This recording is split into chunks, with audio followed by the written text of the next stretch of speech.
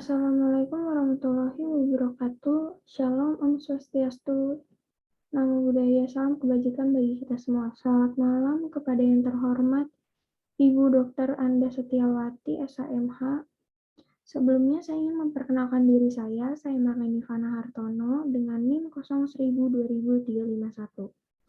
Hari ini saya ingin menjelaskan tentang analisis putusan Pengadilan Negeri Karawang nomor 54.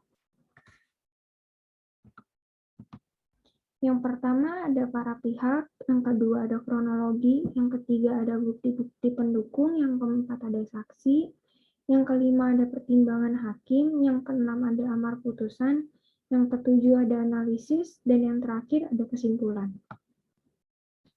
Yang pertama, para pihak. Pihak yang pertama merupakan Budi Nuryono yang memberikan kuasanya kepada kuasa hukumnya bertindak sebagai penggugat. Yang kedua ada Wahyu Ningsih yang bertindak sebagai tergugat. Yang ketiga PT Bank Tabungan Negara Persero yang biasa kita kenal Bank BTN Cabang Purwakarta sebagai turut tergugat. Selanjutnya adalah kronologi. Kronologinya adalah penggugat ingin mengambil kredit kepemilikan rumah di perumahan Gria Mas Lestari Blok D3 nomor 6 Kabupaten Karawang. Namun secara administrasi penggugat tidak bisa melakukan kredit kepemilikan rumah. Oleh karena itu penggugat dan tergugat sepakat untuk membuat perjanjian di bawah tangan untuk mengambil kredit pemilikan rumah di perumahan Gria Mas Lestari Blok D3 nomor 6 Kabupaten Karawang dengan menggunakan nama tergugat, namun secara di bawah tangan kepemilikan tetap atas nama penggugat. Jual beli tanah dan bangunan rumah antara tergugat dan penggugat dilakukan secara bawah tangan dengan perantara pihak developer. Penggugat telah membayar Rp7.500.000 untuk balik nama kepada penggugat dan perbuatan jual beli dengan cara over alih kredit. Ketika telah lunas masa KPR, penggugat ingin membalik nama surat-surat tersebut karena surat-surat tanah dan bangunan tersebut adalah atas nama tergugat. Sedangkan pada terjadinya over alih kredit antara tergugat dan penggugat, sertifikat akvo masih menjadi agunan atau jaminan kredit pada turut tergugat. Ketika itu tergugat sebagai pemegang kredit telah berjanji untuk membantu pengurusan surat tanah tersebut manakala kredit pemilikan rumah atas namanya telah dibayar lunas oleh penggugat, namun sesuai dengan kesepakatan tersebut, ketika penggugat telah melunasi sisa cicilan kredit pada turut tergugat, kemudian tergugat pindah begitu saja tanpa memberi kabar kemana.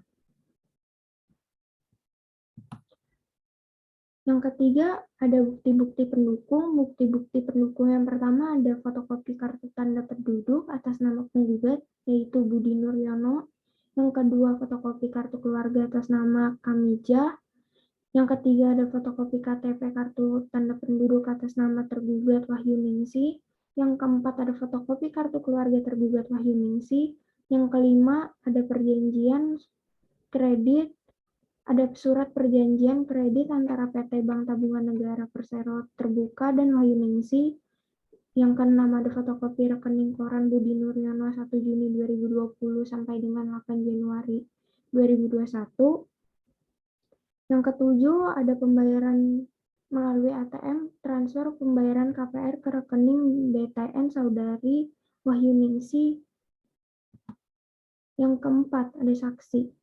Saksi yang pertama merupakan Dr. Gigi Emi Susanti, bahwa saksi adalah kakak ipar dari penggugat.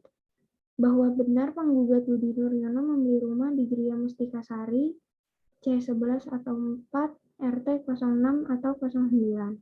Bahwa saksi mengetahui bahwa rumah yang dibeli penggugat berasal dari tergugat Wahyu Ningsih secara overkredit. Bahwa saksi pernah menemani beberapa kali diminta penggugat untuk mentransfer ke tergugat Wahyu Ningsih untuk membayar kepada KPR Bank BTN.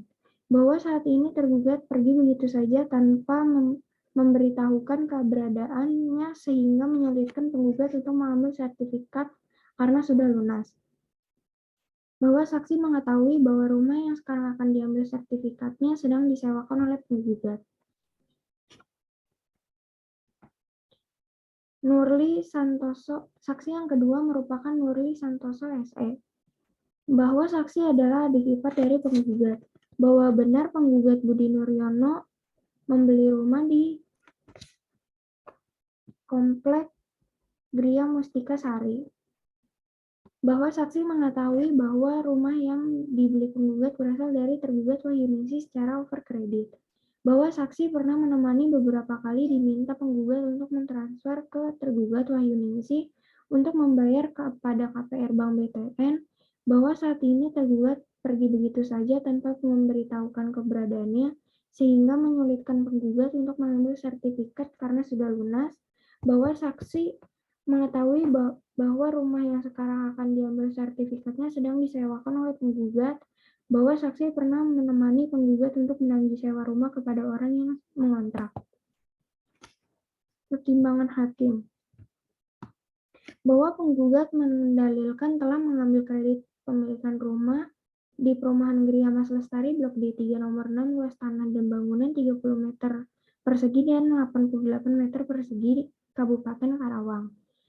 Karena penggugat tidak bisa mengambil kredit pemilikan rumah tersebut, akhirnya penggugat dan tergugat sepakat untuk membuat perjanjian di bawah tangan untuk mengambil kredit pemilikan rumah dengan janji penggugat akan memberikan DP uang muka dan mencicil rumah tersebut sampai lunas dan memakai nama tergugat Wahyuningsih. Bahwa tergugat Wahyuningsih telah berjanji sebagai pemegang kredit untuk membantu pengurusan surat-surat tanah dan bangunan rumah jika rumah tersebut telah lunas oleh penggugat, bahwa DP dan cicilan dibayar oleh penggugat sampai jumlah kredit atau hutang menjadi lunas. Yang kelima, menimbang bahwa antara penggugat mendalilkan penggugat dan tergugat telah menyepakati pembelian secara kredit atas bidang tanah dan bangunan di Gria Mas Lestari yang disepakati secara lisan oleh pihak penggugat dan tergugat. Menimbang bahwa tergugat tidak menggunakan hak jawabannya, dengan demikian menurut majelis, perjanjian lisan tersebut memang terjadi adanya. Menimbang bahwa selanjutnya majelis akan mempertimbangkan apakah benar telah dilakukan pelunasan oleh penggugat atas tanah bangunan yang menjadi pokok persoalannya. Menimbang bahwa atas hal tersebut penggugat mengajukan bukti fotokopi rekening koran Budi Nuryono 1 Juni 2020 sampai dengan 8 Januari 2021 diberi tanda P6, tanda pembayaran melalui ATM dan transfer melalui rekening koran, transfer pembayaran KPR ke rekening BTN Saudari Wahyuningsih diberi tanda P7. Menimbang bahwa dari pertimbangan-pertimbangan di atas, majelis hakim berpendapat bahwa perbuatan tergugat yang tidak melaksanakan perjanjian lisannya adalah jika kredit telah lunas dikategorikan sebagai perbuatan non-prestasi, yaitu tidak melakukan apa yang telah disanggupi dilakukannya. Atau dengan kata lain, perbuatan tergugat yang tidak memberitahukan kepindahannya, sedangkan ianya telah berjanji akan membantu peralihan hak rumah yang telah dicicil oleh penggugat, sementara sesuai dengan ketentuan yang berlaku, tergugatlah yang berhak dan boleh mengambil atau surat atau sertifikat rumah akpo dari pihak turut tergugat serta melakukan proses balik nama kepada penggugat. Oleh karena tergugat tidak punya itikat baik setelah melalaikan kewajibannya untuk mengambil surat-surat atau sertifikat agunan kepada turut tergugat dan menyelesaikan balik nama sertifikat ke atas nama penggugat, maka sudah sepatutnya tergugat dinyatakan telah ingkar janji atau prestasi.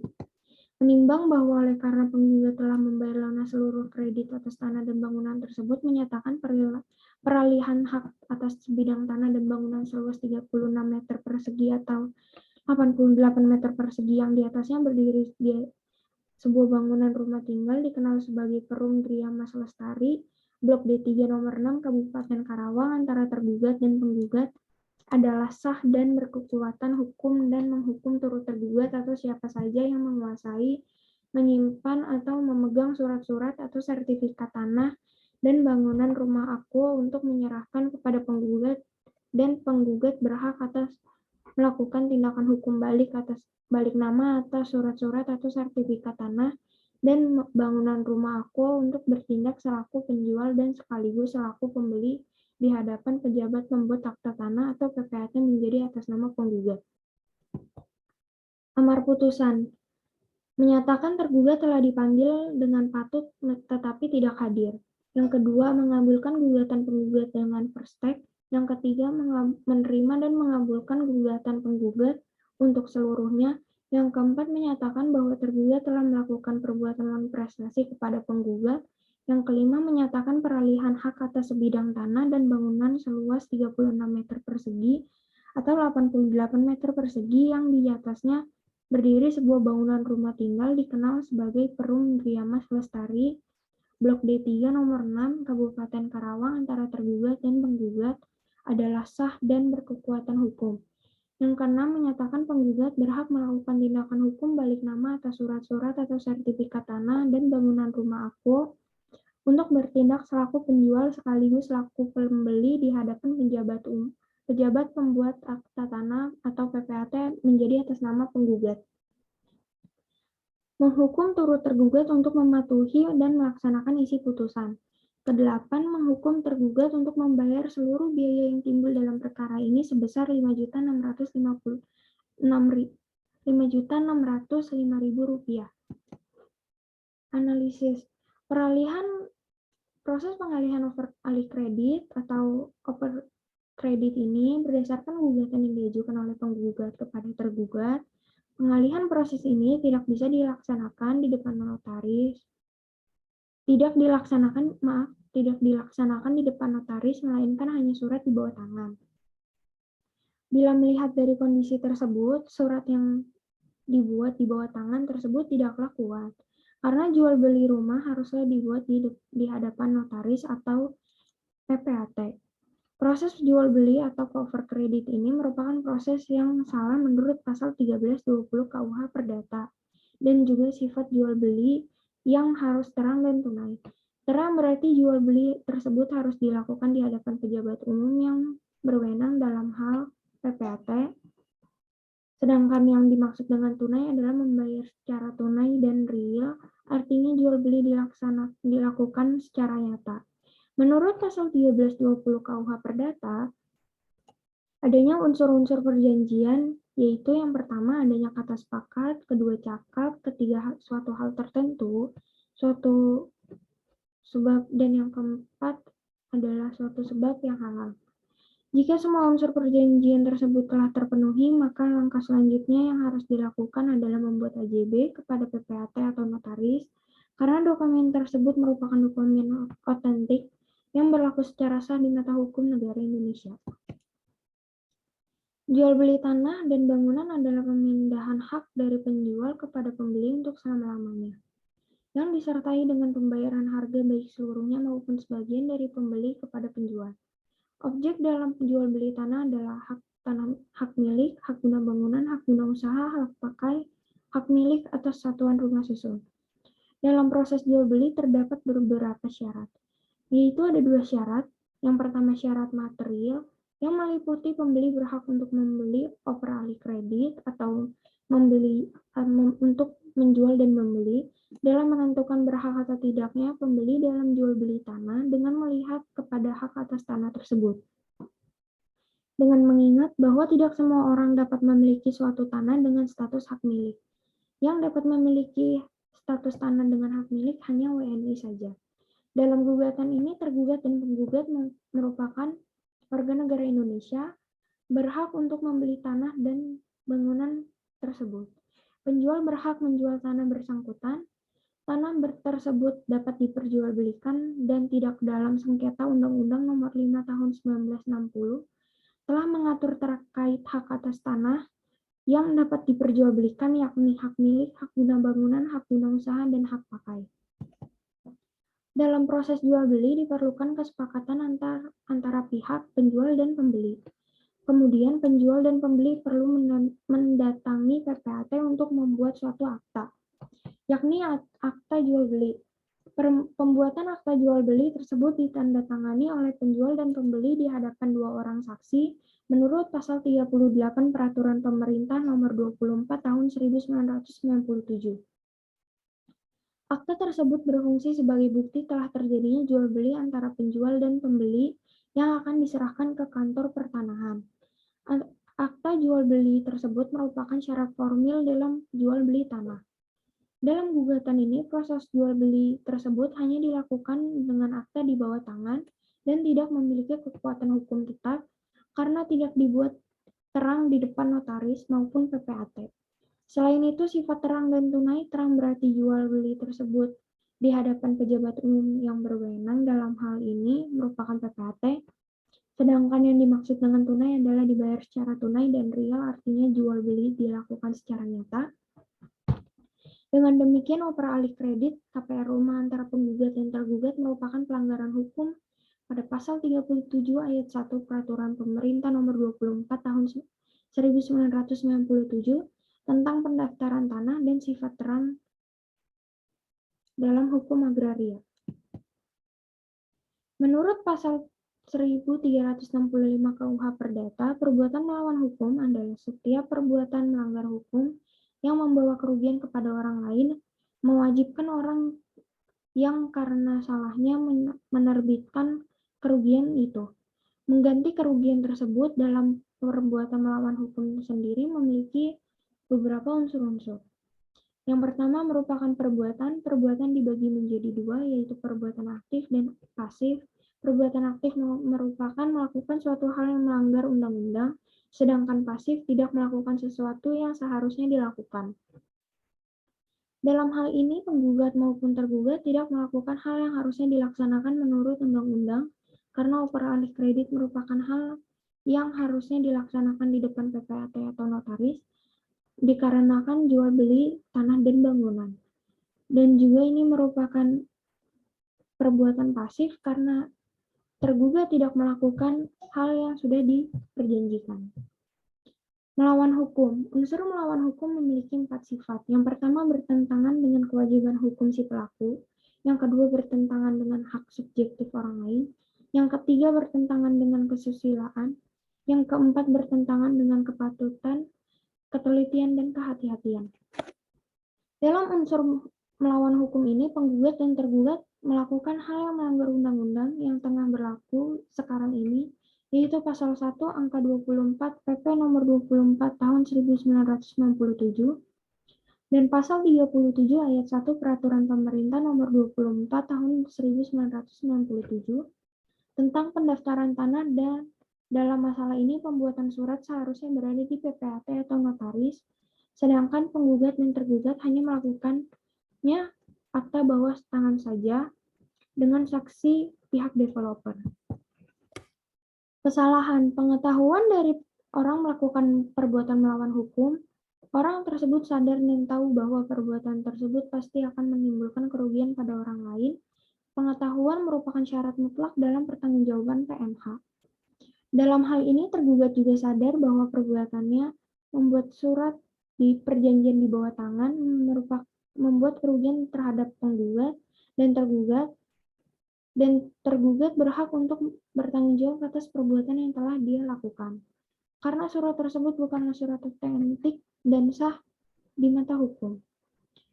Kerugian dibagi menjadi dua, yaitu kerugian material dan imaterial. Kerugian material merupakan kerugian yang dapat dilakukan dengan ganti rugi, yaitu biaya, rugi, atau bunga.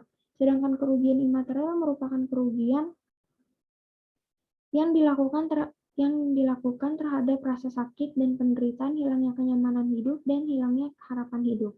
Berdasarkan kronologi perkara tersebut, bahwa tergugat melakukan kerugian material karena hilangnya tergugat dan tidak bisa ditemukan oleh penggugat. Hubungan kausal antara kesalahan dan kerugian. Teori adekuat Verorziakin.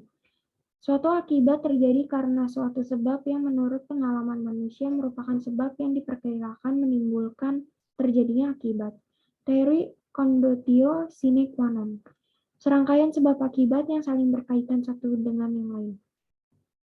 Dalam perkara ini telah dijelaskan bahwa perkara ini merupakan masuk ke dalam teori conditio sine qua non karena serangkaian sebab dan akibat yang saling berkaitan satu dengan yang lain. Karena perbuatan yang melanggar undang-undang, maka menimbulkan akibat tidak bisa dijadikannya tanah tersebut di balik nama. Kekeliruan amar putusan.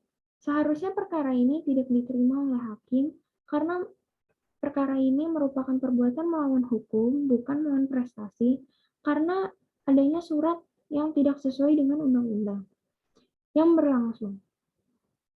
Surat tersebut seharusnya dilakukan di hadapan PPAT ataupun notaris, tetapi tidak dilakukan sebagaimana mestinya oleh pihak tergugat maupun pihak penggugat. Kesimpulannya adalah, gugatan non prestasi yang dilakukan penggugat merupakan gugatan yang salah, karena gugatan ini merupakan gugatan perbuatan melawan hukum, karena dalam duduk perkara telah jelas surat yang dibuat merupakan surat akta di bawah tangan, bukan surat otentik yang dibuat di hadapan notaris maupun PPAT. Sekian presentasi dari saya. Mohon maaf jika ada salah-salah kata maupun mohon maaf jika ada kurang-kurang. Terima kasih. Selamat malam.